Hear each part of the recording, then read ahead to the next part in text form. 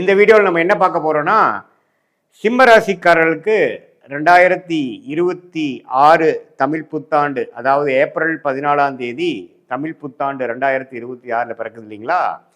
அந்த தமிழ் புத்தாண்டு எத்தகைய ஒரு ஆண்டாக சிம்மராசிக்காரர்களுக்கு இருக்க போகுதுன்னு பார்க்குறோம். அதாவது ஏப்ரல் 14லேருந்து 13 ஏப்ரல் 2027, 26 ஏப்ரல்லேருந்து 27 ஏப்ரல் வரைக்கும் இருக்கக்கூடிய அந்த ஒரு வருட காலம் சிம்மராசிக்காரர்களுக்கு எப்படி இருக்க போகுதுங்கிறது சயின்டிஃபிக் வேதிக் அஸ்ட்ராலஜி முறையில் துல்லியமான பலன்கள், எதையும் அதிகம் மிகைப்படுத்தாமல், பரிகாரங்கள் அது மாதிரி விஷயத்தில் மூட நம்பிக்கைக்குள்ள போகாமல் உள்ளது உள்ளவாறு எப்படி ஒளி தத்துவம் நம்மளுடைய கர்ம பலனை இந்த வாழ்க்கையில் இந்த குரு பயிற்சி, சனி பயிற்சி, ராகு கேது பயிற்சி, இந்த ஆண்டு கிரகத்தின் சஞ்சாரம் வைத்து இந்த சிம்மராசிக்கு எத்தகைய ஒரு தாக்கத்தை வாழ்க்கையில் எந்த திசையில் சில திருப்பத்தை கொடுக்க போகிறார், எது மாதிரி வாழ்க்கை சம்பவங்களை நம்ம எதிர்பார்க்கலாம் அப்படிங்கிறத நம்ம கொஞ்சம் துல்லியமாக பார்க்க போகிறோம். இப்போ பாருங்க, சிம்மராசிக்கு 8ஆம் இடத்திலே சனி இருந்து அஷ்டம சனி என்று சொல்லப்படுகிற விஷயம் இருக்கவே நமக்கு தமிழ் புத்தாண்டு பிறக்குது.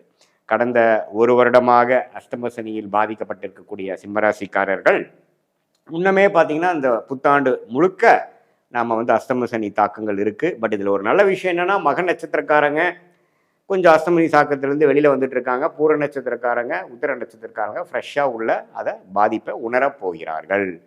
என்ன சார் அஷ்டம சனி பண்ணும் அப்படின்னா, நமக்கு எந்த ஒரு விஷயத்து மேலே ஒரு விருப்பம் இருக்கோ, எது நமக்கு மனசுக்கு இதமான ஒரு விஷயமாக இருக்கிறதோ, வயது வித்தியாசம் இல்லாமல், ஃபார் எக்ஸாம்பிள் நீங்கள் இளைய வயதினராக இருந்தாலும் சரி, குழந்தை பருவத்தில் இருக்கக்கூடிய 10, 15, 20 வயசுக்குள்ள இருக்கிறவங்களா இருந்தாலும் சரி, 30, 35 வயசில் இருக்கக்கூடிய நடுத்தர வயதினராக இருந்தாலும் சரி, 45, 50 வயதில் இருக்கக்கூடிய உத்தியோகஸ்தர்கள், வியாபாரிகள், தொழிலதிபர்களாக இருந்தாலும் சரி, சீனியர் சிட்டிசன் என்று சொல்லப்படுகிற 60+ கேட்டகரியில் இருக்கக்கூடியவர்களாக இருந்தாலும் சரி, அந்தந்த வாழ்க்கை ஸ்டேஜஸ் தகுந்த, அந்தந்த வாழ்க்கையில் எந்தெந்த மாதிரி பருவத்தில் இருக்கீங்க, எந்தெந்த ஸ்டேஜில் இருக்கீங்க, அந்தந்த படிநிலைக்கு தகுந்த மாதிரி உங்களுக்கு பிடித்த, உங்களுக்கு மிகவும் மனசை வருடக்கூடிய செயல்களை செய்து உங்கள் பிடித்த விஷயத்தை நம்ம கையில் பெற முடியவில்லை, நமக்கு எது நமக்கு கம்ஃபர்ட்டாக இருந்ததோ அந்த கம்ஃபர்ட் இப்போ இல்லை நமக்கு அப்படிங்கிற ஒரு அமைப்பை கொடுப்பவர் தான்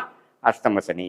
சார் அப்படின்னா என்ன சார் சொல்ல வரீங்கன்னா, வேலையில் இருக்கிறவங்களுக்கு வேலையில் ஒரு பிரச்சனை, ஒரு மார்க்கெட்டிங் எக்ஸிக்யூட்டிவ் அஷ்டம சனி வந்ததுன்னா அவருக்கு பிடிக்காத இடத்த, முடியாத ப்ராடக்டை, கஷ்டப்படுற ப்ராடக்டை வைக்க சொல்லி அவரை ஊர் ஊராக அலைய வச்சு எப்போ அஷ்டம சனி முடியுதோ அப்போ தான் உள்ளூருக்குள்ளே ஒரு நல்ல பொசிஷனுக்கு வருவார். அதே மாதிரி தான் எல்லா நபருக்கும் அதுக்கு தகுந்த மாதிரி நம்ம எடுத்துக்கணும். இதே பார்த்திங்கன்னா இளம் வயதினர் காதல் அது மாதிரி விஷயத்தில் அவதிப்பட்டு இருக்கக்கூடியவங்களுக்கு காதல் பிரேக், லவ் பிரேக்கப்லாம் அதே மனசை வருடக்கூடிய அமைப்பாகவும், தாடி விட்டுட்டு ஏதோ ஒன்றுன்ட்டு எதையோ இழந்த மாதிரி ஒரு அமைப்பை கொடுக்கக்கூடியவராகவும் இருப்பார்.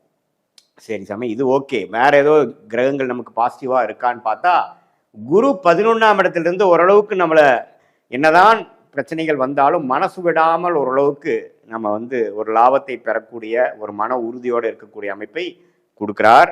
தவறில்லை, சமாளிக்கக்கூடிய அளவு கொடுக்குறார். ஆனால் ஜூன் 1ஆம் தேதியிலிருந்து வரக்கூடிய அந்த குரு பயிற்சி இன்னுமே பரவாயில்ல. ஏன்னா உச்ச குருவாக 12ஆம் இடத்துக்கு அஷ்டம சனி தாக்கத்தை குறைக்கிறார். உச்ச குரு சனியை பார்த்து அதோட கோர பார்வையை, அஷ்டம சனியின் கோர குணத்தை கொஞ்சம் கட்டுப்படுத்துகிறார் அப்படிங்கிறது தான் உண்மை.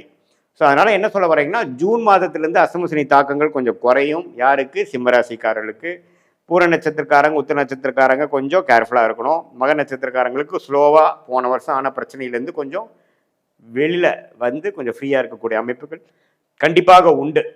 ஸோ இது மாதிரி ஒரு அமைப்பு இருக்கிறத பார்த்தீங்கன்னா, இந்த குரு 11ஆம் இடத்துலேருந்து 12க்கு வந்தாலும் சனியை பார்த்து திருட்பலம் கொடுப்பதனால அஷ்டம சனி கண்ட்ரோலுக்கு வருது. அதே சமயத்தில் ராசிக்குள்ள கேது, 7ஆம் இடத்துல ராகு. ஸோ இது பாருங்கள், ஜூன் மாதத்துலேருந்து வர டிசம்பர் 6 வரைக்கும் பார்த்தீங்கன்னா ராகு கேதுகளும் ராசிக்குள்ளே இருக்கும் பொழுது மனக்குழப்பம், குடும்பத்தில் நிம்மதி இல்லை, குடும்பத்தில் நல்ல ஒரு குவாலிட்டியான டைம் ஸ்பெண்ட் பண்ண முடியல, அறக்க பறக்க சுற்றிட்டு இருக்கிற மாதிரி இருக்குது, யாருக்கிட்டையுமே நட்புறவு கொண்டாட முடியல, எல்லாமே பார்த்தீங்கன்னா கொஞ்சம் வேகமாக போகக்கூடிய அமைப்பு, எதுவுமே நம்ம கையில் இல்லை, நம்ம கண்ட்ரோல் இல்லை, ஏதோ ஒன்று நமக்கு விரும்ப விஷயத்தை தேடிட்டே இருக்கமே ஒழிய அது கிடைக்கிற பாடு இல்லைங்கிற மாதிரி வேலை, தொழில், உறவு, உடல்நிலை, இது மாதிரி எல்லா விஷயங்களும் கொஞ்சம் கேர்ஃபுல்லாக இருக்கணும். திருப்திகரமாக இல்லாத நிலைக்கு ஒரு படி க பெட்டராகவும் இருக்கும். அதாவது ரொம்ப திருப்தியாக இருக்காது.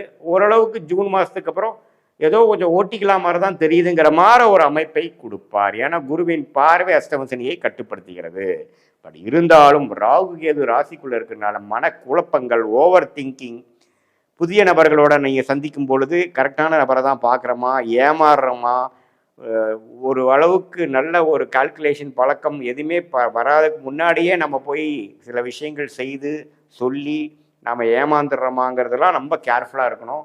வியாபாரத்து டிரான்சாக்ஷனில், ஃபினான்ஷியல் டிரான்சாக்ஷனில் எல்லாமே நம்ம ஓரளவுக்கு சமயோஜிய புக்தியோடவும் லாஜிக்கலாகவும் இருக்கும். பேராசைப்படக்கூடாது. அஷ்டம சனியில் பேராசைப்பட்டால் பெருநஷ்டம் அடைவீர்கள்ங்கிறது மனசில் வச்சுக்குங்க. ஏன்னா அஷ்டம சனியில் வந்து டெய்லி வேலை செஞ்சுட்டு இருக்கவனுக்கு, கடுமையாக உழைக்கிறவனுக்கு, அவன் ரெகுலரான ஒர்க்கை வந்து பண்ணுறவனுக்கு பெரிய பாதிப்பு வராது. ஆனால் ஒரு மாதிரி இன்வெஸ்ட்மெண்ட் பண்ணி பெரிய லெவலில் லாபம் பண்ணலாம், தொழில் விருத்தி பண்ணலாம், இந்த வேலையை விட்டுட்டு அந்த வேலையில் போய் பெரிய ஆளாக வந்துடலாம், அது இதையும் பண்ணலாம்னு நினைக்கிறப்போ நாம் போட்ட கணக்கு தப்பாயிருச்சு அப்படிங்கிற மாதிரி விஷயத்தை அஷ்டம சனி கொடுத்துருவார். ஸோ அதனால் அது கொஞ்சம் கேர்ஃபுல்லாக இருங்க. மற்றபடி உடம்பு உபாதைகளும் கொஞ்சம் கேர்ஃபுல்லாக இருக்கணும். மனசு கொஞ்சம் பார்த்துக்கணும். நல்ல நண்பர்கள்லாம் உங்களை கைவிடுறாங்க, எதுவுமே நமக்கு எதிராக போயிடுச்சுங்கிற மாதிரி மனம் கொஞ்சம் ஒரு மாதிரி வருத்த அடையக்கூடிய அமைப்புகள் இருக்குது. நிறைய பேர் பார்த்திங்கன்னா இந்த சோஷியல் மீடியா, வாட்ஸ்அப்பு அதுலெல்லாம் இருக்கிறவங்கள அந்த அஷ்டம சனியில் விலகி போயிடுவாங்க. கொஞ்சம் வந்து என்னப்பா 2 வருஷம் நீ ஆளே காணாங்கிற மாதிரி இருக்கும். அப்புறம் தான் அஷ்டம சனி முடிஞ்சதுக்கப்புறம் தான் இந்த தமிழ் புத்தாண்டுக்கு அப்புறம் தான் அவங்க நார்மல் சோஷியல் லைஃப்குள்ளே வரக்கூடிய அமைப்புகள்லாம் இருக்குது. நம்ம பயப்பட வேண்டாம். இதில் ஒரே விஷயம் நோட் பண்ணிக்கிறது, பேராசைப்படக்கூடாது, பெரிய முயற்சி எடுக்கக்கூடாது. என்ன போயிட்டு இருக்குதோ அதையே நடத்திட்டு இருக்கணும். புதுசாக வந்து அதை மாற்றி இதை மாற்றி இந்த ஒரு வருஷத்தில் சில சாதிச்சிட்றேன் அப்படின்னு பண்ணாமல் கடினமான உழைப்பு, டிசிப்ளின், ஒழுக்கமான ஒரு முறை, அதே சமயத்தில் நேர்த்தியான சிந்தனை, இது 3ம் இருக்கும் பொழுது அஷ்டம சனி பெரிய தாக்குதலை கொடுத்து விடாதுங்கிறது நீங்கள் தெரிஞ்சுக்கணும். இது பொதுவான பலனை தவிர உங்களுடைய ஜென்ம ஜாதகத்தில் வரக்கூடிய பிறந்த தேதி, பிறந்த நேரம், பிறந்த உருவத்து வைத்து வரக்கூடிய ஜாதகத்தை போட்டு திருக்கணித பஞ்சாங்க பிரகாரம் போட்டு அதில் என்ன தசாபுக்திகள் வருகிறதுங்கிறதை பார்த்து தசைகள் கொஞ்சம் நல்ல தசைகளாக இருக்கும்பொழுது அஷ்டம சனி தாக்கங்கள் சில குறைவாகவும், நல்ல தசைகளாக இல்லாமல் மிகவும் சுமாரான தசைகளாகவும் பிரச்சனைக்குரிய தசைகள் போய்கிட்டிருக்கும் பொழுது அஷ்டம சனி தாக்கங்கள் இன்னுமே கொஞ்சம் கடினமாகவும் இருக்கும் என்பதை நீங்கள் தெரிந்து கொள்ள வேண்டும். இது மேலே உங்கள் ஜாதகத்தை பார்க்கும் பொழுது சயின்டிஃபிக் வேதிக் அஸ்ட்ராலஜி முறையில் எதையும் மிகைப்படுத்தாமல் உள்ளது உள்ளவாறு பார்த்து உங்களுடைய ஷார்ட் டேர்ம் எப்படி இருக்குது, அடுத்து வரக்கூடிய லாங் டேர்ம் எப்படி இருக்குது, கோயிங் ஃபார்வர்டு எந்த மாதிரி விஷயத்தில் நம்ம போகலாம், எந்த மாதிரி டைமில் நம்ம எந்த மாதிரி முடிவுகள் எடுக்கலாம், நமக்கு எது மாதிரி விஷயங்கள் காத்திருக்கிறது, நமக்கு பிடித்தமான தொழில் என்ன, வேலை என்ன, தொழிலா வேலையா, உடல்நல விஷயங்கள் எப்படி இருக்குது, இது மாதிரி நமக்கு வாழ்க்கைக்கு தேவையான உறவுகள், கல்யாணம், குழந்தை பேரு எல்லாத்தையுமே நம்ம சயின்டிஃபிக் வேதிக் அஸ்ட்ராலஜி முறையில் டைமிங் வச்சு எந்த நேரத்தில் எது செய்து எப்படி போகலாம், எந்த திசையில் நம்ம வாழ்க்கையில் முயற்சிகள் எடுத்தால் நம்ம நல்ல வெற்றியை பெற முடியும் என்பதை நம்ம சயின்டிஃபிக் வேதிக் அஸ்ட்ராலஜி மூலமாக தெரிந்து கொள்ள முடியும். மீண்டும் மற்றொரு காணொலியில் சந்திப்போம். நன்றி, வணக்கம்.